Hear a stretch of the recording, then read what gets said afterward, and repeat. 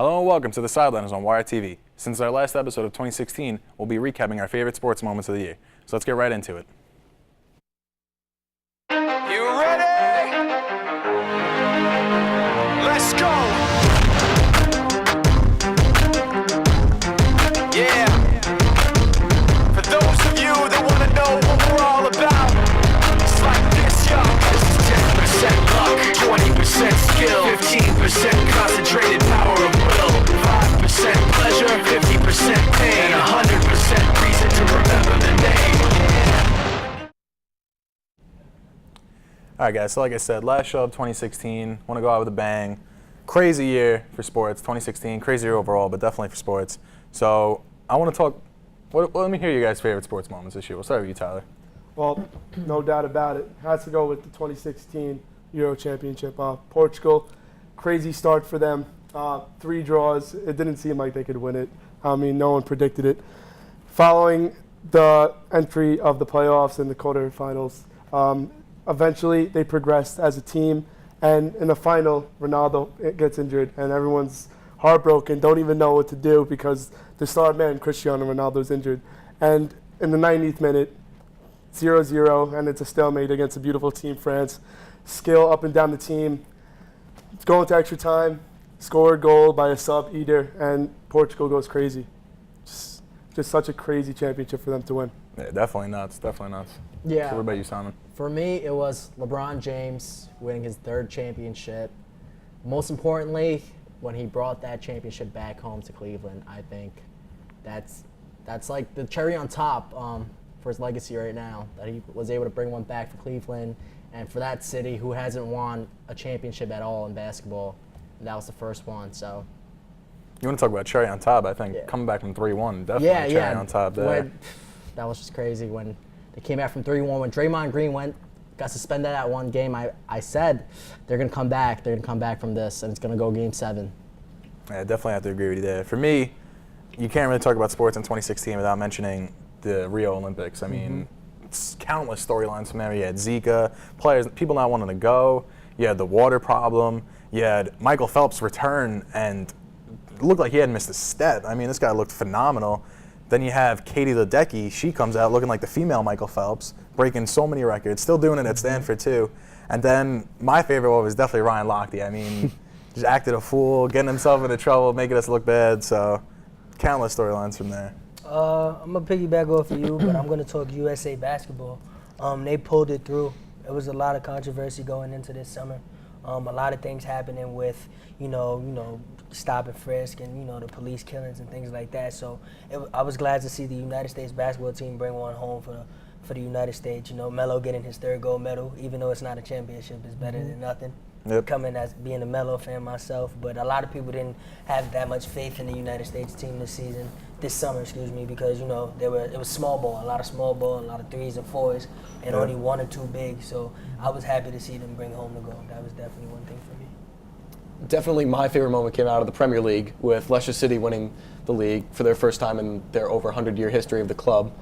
And they did it in a way that rivaled the big clubs in that they didn't use big player money. They didn't use all these big name signings. They used a lot of team chemistry, a lot of players working off of each other. And really, it was a story that inspired other clubs. Now you see Rostov is in the Champions League. They just beat the Giants, Bayern Munich, in a huge group stage game. It was their first really big win in the club's history. And now you see all these different stories of these different smaller clubs doing big things in their domestic leagues and their cups. So, I mean, Leicester City obviously is my favorite moment, but just the fact that it inspired, an entire generation of people to, that there really isn't, that there isn't, no club is too big to take on, no team is too powerful to take down, and no money is too much to create a team of players that really want to play with each other. Yeah, I definitely agree with you. I'd say that. So now that we have some time, we got all our topics out. We'll talk about each other's topics. So do you have anything you want to say about Premier League? I know you're our soccer guy, Tyler. Honestly, I agree with Eric. Leicester City's story was something that, honestly, me as a big sports fan will never forget. With Renari joining Leicester, Jamie Vardy coming to top flight, top in form, top potential. I mean, scoring goals, crazy goals, especially that one goal I remember versus Liverpool, long ball from Conte. Vardy volleys it, and I just was like, wow, like this is really happening. Like this team that came from nothing is overperforming teams like Manchester United, who are spending so much money. And this team, Leicester City, like, it's just such a great story. And like he said, it proves that you can be a very small club with not that much and create something that was unimaginable. For sure. I want to piggyback off of what you said real quick, but if you guys haven't noticed, all our favorite sports events, they all had, you know, a similar meaning. When you were talking about Portugal and France, I mean, you talk about France, you're talking about one of the most best national soccer clubs in the country. I mean, they're just, not national, excuse me, but they're just ridiculously great. And France went up against Portugal, and Portugal pulled it out. And it was similar to LeBron coming back from a 3-1 lead, you know? And it just goes to show you that sports is an amazing thing. And without sports, you know, a lot of things wouldn't happen. So it's just the impact on those certain events and just how they're so similar to one another is just amazing to me. Yeah, I mean, you want to talk about LeBron. We managed to talk about basketball and not mention how the Golden State Warriors broke the wins record, came back from a 3-1 deficit of their own against the Oklahoma City Thunder. I mean, Klay Thompson was just incredible that series, and then had a stranglehold on the finals, only to go down. So what do you guys think about their year? Truthfully, I think it was just meant to be for Cleveland. There's no way around it. LeBron deserved it. Kyrie deserved it. Kevin Love deserved it. They all played their hearts out. And it definitely showed when they're coming back from a 3-1 deficit. Facing such a strong team like the Golden State Warriors, especially having a winning season like they did, it's just like luck is a big factor in sports. And I feel like Cleveland got a bit lucky, but yet again, they still won the championship. And I believe they still deserved it. Yeah, when Andrew Bogut went down, I just felt like they were more aggressive. They were attacking the paint a lot more. When Draymond Green got suspended that game, once again, they were being super aggressive, attacking the paint. You could see in LeBron's eyes, he was going to the basket every time. And when he averaged like a triple-double that finals, and he got his third finals MVP, and he's only trailing Jordan now. So I think he might be able to surpass him eventually in the future. I mean, Michael Jordan is the GOAT, one of the greatest of all time. So, I mean, I'm not saying it's impossible. He's only 31. I mean, but when you got, young talents like Steph Curry and Kevin Durant and, you know what I'm saying, and you still got people who want to win rings like Carmelo Anthony, Chris Paul, you know what I'm saying? You got some of those veteran guys. They're going to want to, come for you. I don't think LeBron, this season, I don't know if LeBron can pull that one out. I'm not saying it's impossible, but, I mean, you got everybody that comes out the West is great, from San Antonio to Golden State. I mean, let's see how the Clippers even the do. Clippers can do something. Pretty good this year. Like I said, man, it's the NBA, man, and it's sports. And sports is based off of luck, but it's also based off of skill. Like you said, LeBron came back from a 3-1 deficit and literally showed us that like he's immortal. My father back at home, I hope my father sees this. He's like, I called him right after it happened, and he's like, he's immortal, he's immortal. I'm like, yeah, this guy is he's amazing. So. Yeah, and that's why we love sports, because you just never know what's going to happen until it's over. And for sure, you never know until it's over. But let me bring something up. Ready? Portugal drew the first 3 games they played. Yes. They weren't even supposed to make it into this round of 16. They make it to the round of 16. They beat Croatia, luckily. They beat Poland, luckily. They beat Wales, luckily. Then they verse France, and then everyone's like, all right, France just come off a 5-2 win. Ronaldo gets injured, and then everyone's like, what? Like, there's no possible way. Yeah. Everybody lost hope. A few missed shots by France, hits the post, Andre Piznek, and then the whole momentum shifts. And as the clock ticks, the more Portugal believe that they can win, and eventually he just scores that winning goal. I think it's also important to note that the Euros were held in France. Like, they had the crowd behind them, they had the home field advantage behind them, and Portugal still found a way to eke out a win in extra time. So I think it was one of the greatest, underdog stories of the sports world. Yeah, definitely a lot of great points made here. Crazy year in all these sports. So we're going to take a quick commercial break, and we'll be back to discuss more crazy moments in 2016. Cracked out.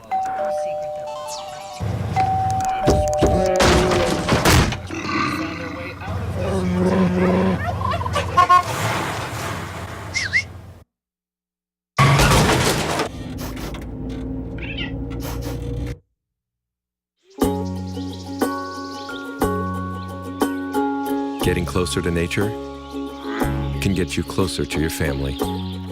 Go to discovertheforest.org.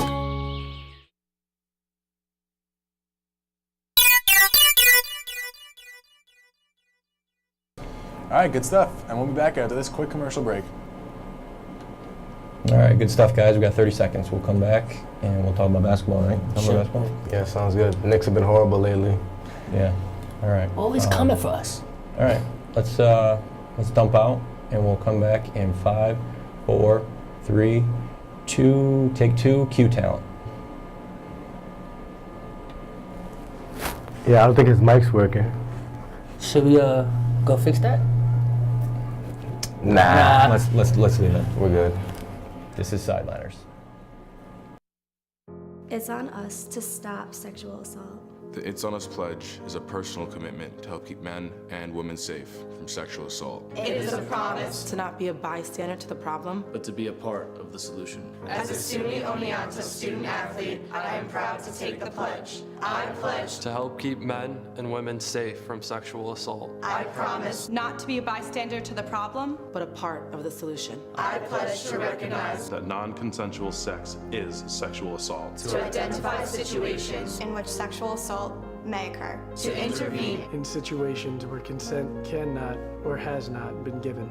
To create an environment in which sexual assault is unacceptable and survivors are supported. Join us and take the pledge at itsonus.org. I pledge to help stop sexual assault.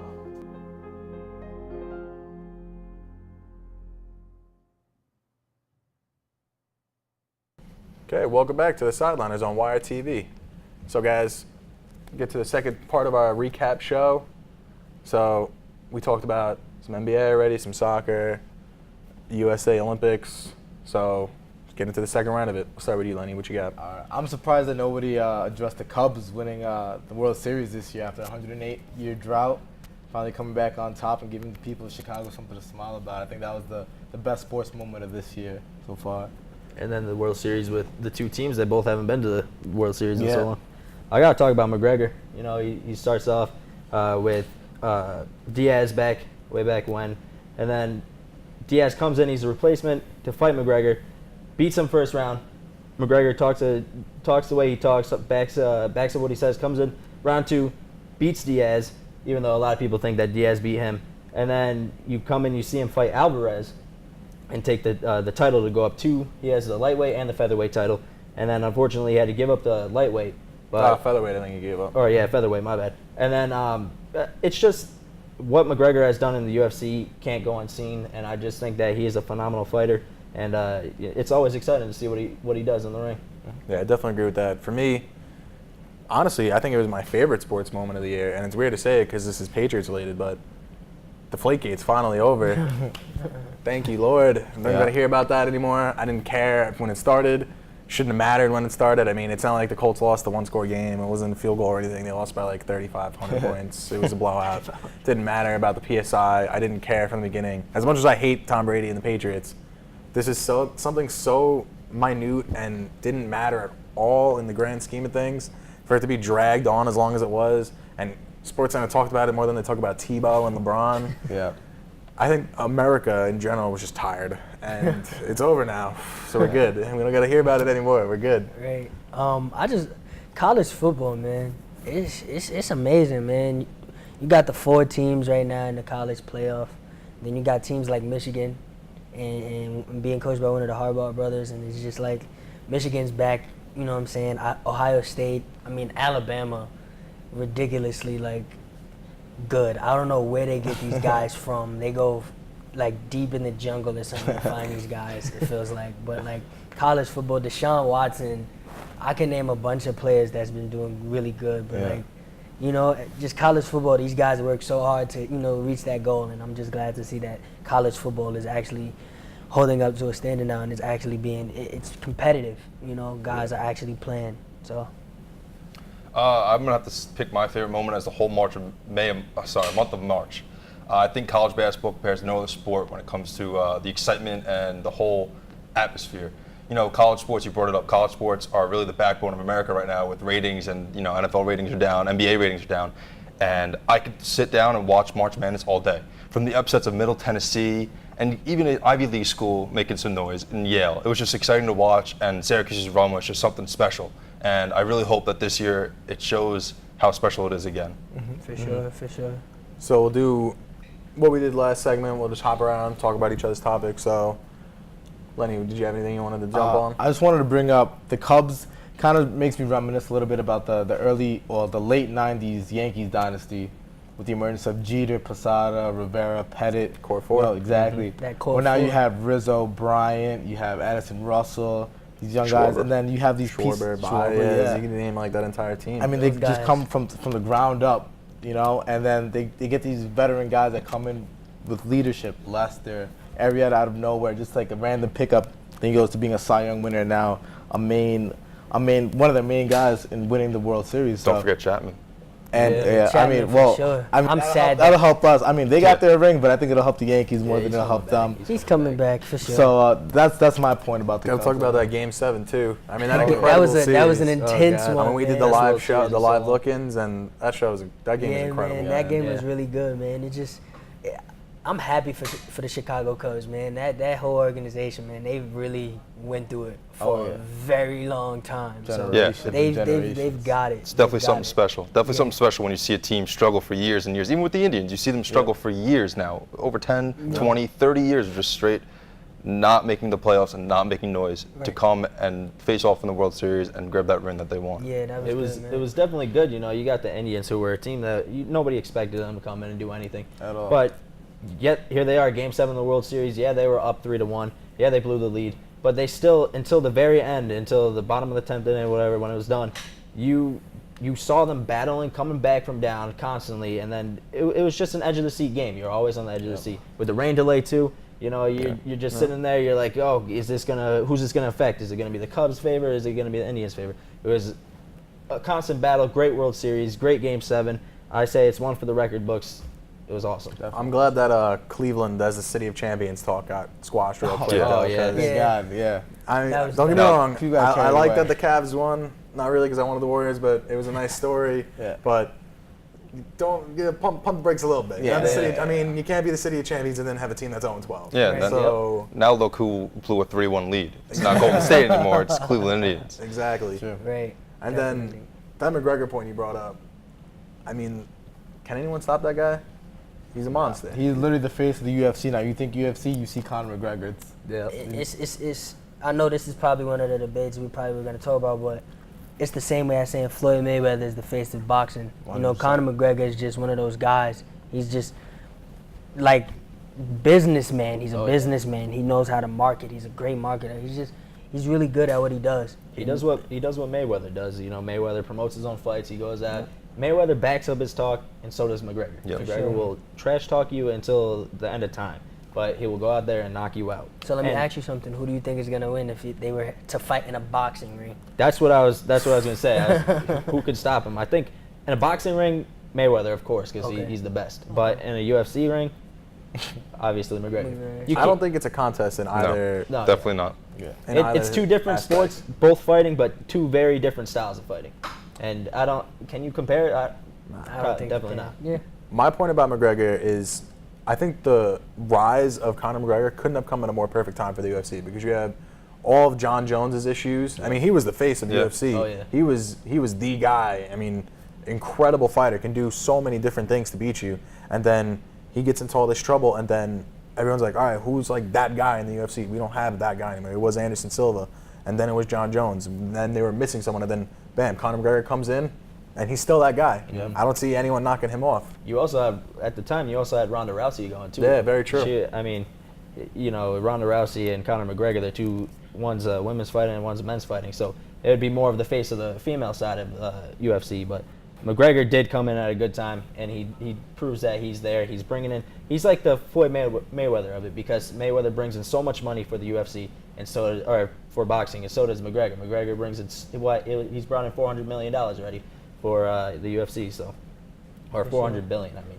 But, I mean, it's all around great fighting, and I would love to see it. I think all of America, all of the world would love to see Mayweather-McGregor fight. Yeah, and then you brought up Ronda Rousey, and I think that's what we're seeing now. How I mentioned they don't have that fighter anymore. You see the women's belt gets tossed around much now. Yeah. I mean, I feel like every title fight there's a new champion. Yep. So I don't know. Maybe Ronda Rousey's coming back now. Maybe she's gonna establish herself as the dominant one. Maybe Chris Cyborg's gonna come out and show that she's not all talk. She brings the punch too. Yeah. So I don't know what we're gonna see there. You got UFC 207 between Rousey and Nunez. I think coming so, up. Yeah. I think that's what it is. It's gonna be a good fight. The return of Ronda Rousey. I wanted to talk about what Corey was talking about with March Madness, man. That was a great tournament, man. That tournament was really good. Syracuse, the run to see Syracuse go that far, I was really proud. New York team, you know, that's the the New York team besides St. John's, of course. Shout out to St. John's, but Johnny's. You know, but I was happy, and then to see Villanova pull out with that last minute shot, man, that was a crazy game against a team like North Carolina, who without a doubt had a great squad, but I mean, that shot was just like, icing on the cake for me. I mean, that was a dope one. I like what you said. Syracuse had an unbelievable run. Sucks that it ended up short, but nobody wanted them there, and yet they proved that they should have been there. Right. And it was good basketball by them. They lost some key players now, but I wish that they would be right back where they were. But looking at as of right now, I don't know if they're gonna go back to the Final Four. And one of the main things I liked about it is, real quick, Villanova did it the right way. You know how Kentucky comes in with the amazing recruiting, UNC with amazing recruiting, Duke with amazing recruiting. Villanova, Jay Wright and his program, they get guys, they groom them into the type of players that they need for that program. And they went and they beat a team like UNC with an amazing recruiting class and used juniors and seniors, Archie Giacchino, Chris Jenkins, to win a national championship. So I think that was a cool page and kind of hopefully a turning chapter for college basketball. All right, so this is a debate we're going to have to finish for another show because after the commercial break, we had to say goodbye to one of our own who's graduating. So join us after the break and find out who it is.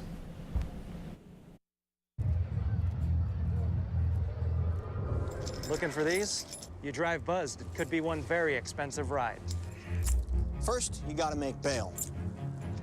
Then pay me to get your car back. Your insurance premiums will go through the roof. And my legal fees just keep adding up. All told, it could end up costing you $10,000. Buzzed, busted, and broke. Because buzz driving is drunk driving.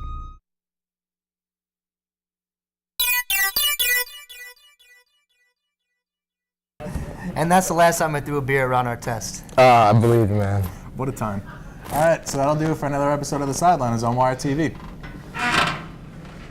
And this is Sideliners.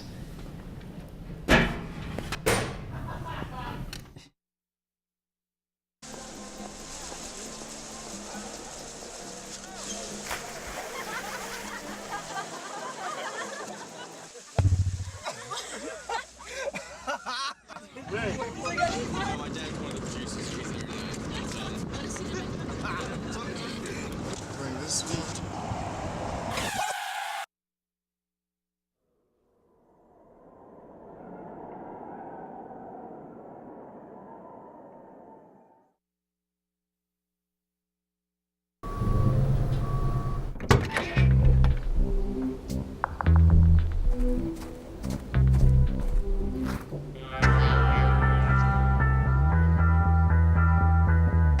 When you throw away money on wasted electricity, you're throwing away everything you could have bought with it. Saving energy saves you money. Learn more at energysavers.gov. All right, and the moment's here. A little bit of a drum roll. We're saying goodbye to our own Esteban. He's graduating this semester.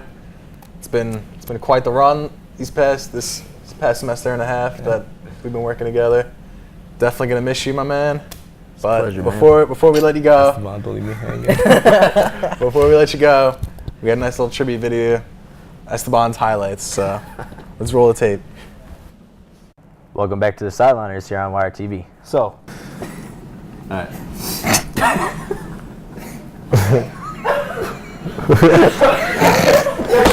I'm not gonna look it up. I'm not gonna look it up. Deep breaths. Yeah, I actually also have to agree. I think that the new studies coming out with the injuries and stuff. I even though they've been playing their entire life, you don't want to get injured. You don't want to be that player who goes out and can't play anymore because they suffered one too many concussions or, something happened with their spine. But, like for the Hall of Fame worthy, if Marshawn Lynch would have stayed, longer, whether he stayed with the Seahawks or, maybe he comes to the Giants and puts up some work, I could have seen him becoming a Hall of Fame worthy player. But let's do it. That was good, guys. Let's do it again. You say about Reyes going back to the Mets. I mean, I hate the Mets because I'm a Yankees fan. I think we run New York. Obviously, we do. Of course. But Reyes, I like him. I love him. Yeah. And the bullpen, what the bullpen was able to do that day. For Joey Votto, his stats don't lie this season. But for AL, I definitely got to go with my boy A-Rod. Come back after a 200-game suspension, come back, put up numbers that he's putting up. I know he's only batting .250, but he's been a key force for the Yankees this season. And nobody expected for him to hit over 30 home runs. So Also, I want to pay attention to Adam Warren. I saw how he pitched with the Yankees all last season. He was a key player, that 6th inning role. I'm excited. I think it's time for them to win a World Series. I'm going to agree with you. I'm going to go with Amari Cooper, man. If he stays... Definitely. I think Babe Ruth was amazing. He did hit a lot of dingers, even his called shot, and Gary Sanchez is a stud. People are going to give me a lot for this. I'm going to go with, for the NFC, my New York Giants. Of course. First I'm going to start off with last time Peyton won the Super Bowl, Eli won the following year. And he didn't look too happy up in the press box, so he's got nothing, no more bragging rights at Thanksgiving. Oh yeah, that's exactly why he needs to win the Super Bowl again, so he could be the #1 star on the team. And but in all seriousness, you got McAdoo coming in. He's the new head coach. They said their goodbyes with Tom Coughlin. They got rid of Beatty. So they're looking to make some moves. You got Victor Cruz coming back, hopefully. And as long as we could, I wish that Marshawn didn't retire so we could pick him up. But as long as they sign a good running back, you got Victor Cruz and hopefully Odell will still be there. They could make a chance. But in all seriousness, I'll probably say the Green Bay Packers. Yeah, that sounds a little more accurate. On the note of running backs, though, there are a couple of... So you still got Ichiro on the team. He's old, like... Come on, let me get over here. Make it go to the bullpen over here. You pet your dog the way that you would pet Airbud? That sounds so bad. All I'm saying is, I got the Braves finishing 4th and the Phillies finishing 5th. I don't expect much from them, if anything at all. I don't even see them having winning seasons. I mean, this is where it's gonna be changed. I'm going with my Yanks. They got a great offense, with the addition of Starlin Castro. He's going to give the Yankees some pop. He's going to be able to steal some bases. You got Jacoby Ellsbury, Brett Gardner, who I would say the best 1-2 punch in baseball to start off a game. And then, you still got Luis Severino. You got Masahiro Tanaka. And you have Pineda, who we have all seen him pitch amazing, phenomenally. Red Sox, get out of here. No way. No more worse to first for them? No, yeah. They picked up David Price, but nothing else. Yeah, I mean, what can you say to that? How do you say goodbye after that? I mean, I love you, Esteban. I just got to go ahead and say, 2017 New York Yankees World Series champions. Right now. Yep. New York Giants 2016 Super Bowl champions. Wait. Yeah. What about Conor McGregor? How's he gonna do? I'm gonna fight him. It's been a ride. It's great being here with you guys. Every week something great happens. It's fun. It's funny. Great time. It's definitely a way to relieve stress from the semester, and definitely gonna miss it, guys. No doubt. Since it's your last show, we'll let you crumble up the paper, throw it at the camera, do the honors. Yo, they don't call me. Let's get a strike though. Hit it. Oh, all right, close enough. I hit the camera at least. Thank you for joining us for our last episode of 2016, and we'll see you next semester. Ready to go. Oh yeah.